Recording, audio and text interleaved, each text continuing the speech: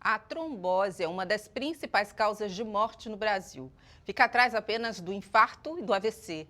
Nos últimos 10 anos, mais de 400 mil pessoas foram internadas por causa da doença.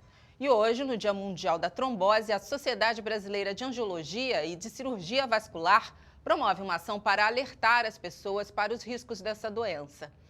Ao vivo de São Paulo, a Júlia Ballarini traz essas informações. Boa tarde, Júlia.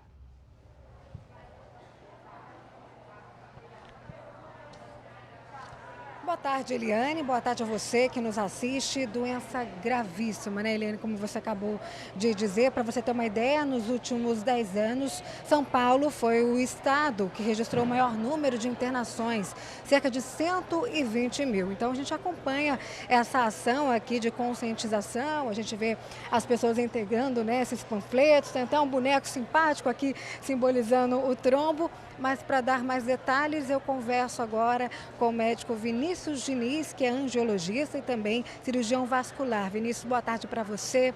O que é a trombose e quais são os principais sintomas? Boa tarde, Júlia. Boa tarde a todos. Bom, primeiramente, a trombose, de maneira simples, a gente pode encará-la como um entupimento do vaso, né? Um entupimento do vaso por um coágulo. Então, essa obstrução do fluxo gera essa doença tão grave que afeta milhares de brasileiros. E a relação entre a Covid e a trombose? Tem realmente essa relação? A gente vê esse aumento, né, de número de casos? Júlia, realmente a relação da Covid com a trombose é uma relação que está bem estabelecida, certo? Mas assim, cientificamente a gente tem um pouco de dificuldade para entender quais são os mecanismos envolvidos. A Covid é uma doença inflamatória, de modo geral. Isso daí propicia nesses pacientes mais trombose, que pode ser, na verdade, até a longo prazo, né? E isso daí preocupa bastante, porque o número de trombose está aumentando e a gente vê isso aí na nossa população. Para a gente terminar, doutor, o que as pessoas devem fazer para evitar a doença? Essa pergunta é bem importante. Então, realmente, para combater a trombose, o que a gente precisa fazer? Primeira coisa, hábitos de vida melhores, né? A atividade física, o controle do peso, também a cessação do tabagismo, né? Esse problema tão grave na nossa população.